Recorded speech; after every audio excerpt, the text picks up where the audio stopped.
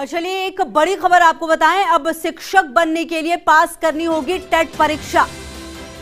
NCTE ने सभी राज्य और केंद्र शासित प्रदेश को जारी किया आदेश। कक्षा 1 से लेकर 12 तक के शिक्षक बनने के लिए अब टेट अनिवार्य कर दिया गया है। ये बड़ी खबर। और जो लोग अपना करियर एजुकेशन डिपार्टमेंट में बनाना चाहते हैं उनके लिए ये बड़ी खबर है। कक्षा 1 से लेकर 12 तक के शिक्षक बनने के लिए अब टेट अनिवार्य होगा। अब शिक्षक बनने के लिए पास करनी होगी टेट परीक्षा। एनसीटीई ने सभी राज्य और केंद्र शासित प्रदेश को आदेश जारी किए हैं। कक्षा 1 से 12वीं तक के शिक्षक बनने के लिए टेट अनिवार्य कर दिया गया है। शिक्षक बनने के लिए टेट परीक्षा पास करना अब अनिवार्य होगा।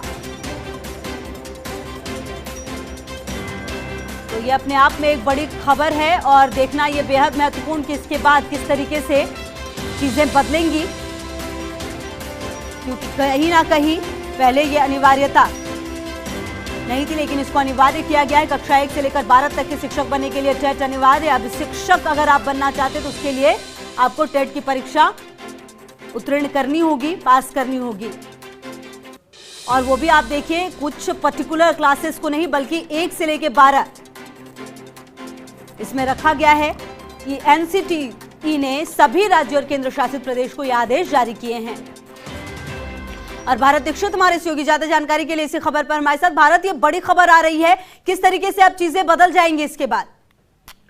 देखिए, बिल्कुल निश्चित रूप से आपको बता दें खुशबू, एक बड़ा डिसीजन यहाँ पर एनसीटी की ओर से किया गया है कि अब कक्षा 1 से लेकर 12वीं तक के अगर किसी को शिक्षक बनना तो उसको सबसे पहले टेट परीक्षा यानी कि टीचर एलिजिबिलिटी एंट्रेंस टेस्ट को यहाँ पर पास करना होगा। उसके बाद ही वो शिक्षक है वो यहाँ पर बन पाएगा। तो एक बड़ी खबर एनसीटी की ओर से जारी है और इसमें तमाम जितने भी राज्य हैं उसके साथ साथ केंद्र शासित प्रदेश हैं उनको ये आदेश है वो जारी की गए। इसके बाद निश्चित रूप से अब शिक्षा मंत्री गोविंद सिंह डोटासरा है और वो इसको आदेश को लेकर वर्कआउट है वो यहाँ पर करते हुए नजर आएंगे। और काफी इफेक्टिव ये चीज होगी क्योंकि रीट भर्ती परीक्षा की तैयारी है वो यहाँ पर चल रही है, उसकी डेट भी यहाँ पर फाइनल हो गई है। ऐसे में अब एनसीटी की ओर से एक नई गाइडलाइंस आई है जिसमें से टेट परीक्षा उत्तीर्ण करना बेहद अनिवार्य है टीचरों को लगेगा।